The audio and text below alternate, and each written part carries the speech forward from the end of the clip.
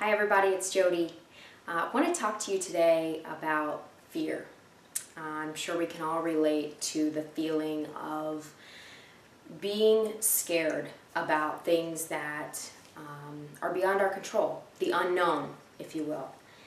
There's plenty of it out there. There's plenty of things that we don't have control over. And in fact, I think probably the one thing that we have control over is ourselves, our actions, our behaviors.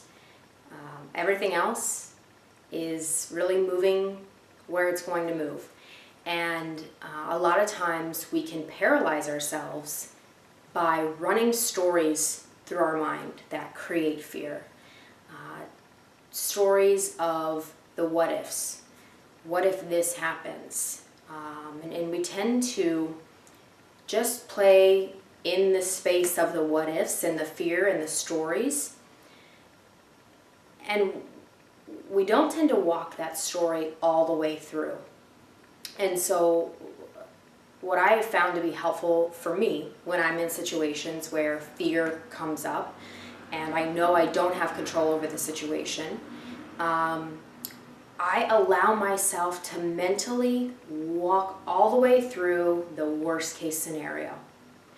And I know that sounds kind of contradictory, but part of the reason fear becomes so powerful is we tend to want to stay in that space where we're in the stories, but we don't walk it all the way through till the end. Because when we walk it all the way through to the end, we've at that point been to the worst case scenario.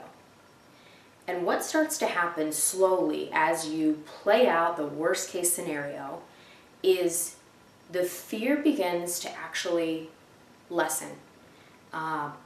Because if you can go there in your mind, you can actually begin to create a plan for whatever you're fearful of. And the thought of this unknown place, which causes us to replay the stories over and over again, play out the what ifs, no longer becomes the space that you're in, because now you've moved yourself through the what if and all the possibilities of what if to the end, and how you would handle that situation if the what if played out. And so what I encourage you to do and think about is, one, what situations have you encountered that have triggered fear for you? Things that are outside of your control that cause you to go into the mental space where you're replaying stories and you're kind of creating stories in your mind. And you tend to get stuck there, which creates anxiety, it creates tension, stress, a whole host of different responses to that fear. So think about what situations trigger that for you. And then what I would encourage you to do is reflect on, how do you currently handle those situations? How do you currently respond? And is that response working for you? Does it feel good? Do you feel like, even though you don't have control of the situation, you're moving through that situation as best as possible and you feel comfortable with how it's being handled? And then the third thing I would encourage you to think about is try walking yourself through. Go all the way to the end. And the more times you do that, the more times you walk yourself to the end in a constructive way, where you get to the end and then you say, okay, if this became the end result, then what? If I don't have control and this becomes the new reality, well, then what do I do? And how would I feel? Walk yourself to that end point and just see what comes up for you. How does it feel? Does it feel any different?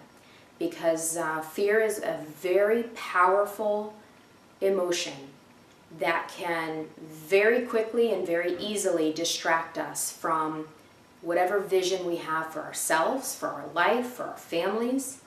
And we start to take on this whole other person that maybe isn't approaching things in a sound frame of mind. Maybe you're approaching things differently than how you normally would if you were able to look at things rationally. So I encourage you to go through that exercise. Really curious to hear your thoughts. And please feel free to share, what experiences have you had that have been fear-based? How have you handled them? What triggered it? And what helped you to move through it? So look forward to hearing your thoughts on fear. Bye for now. Thanks.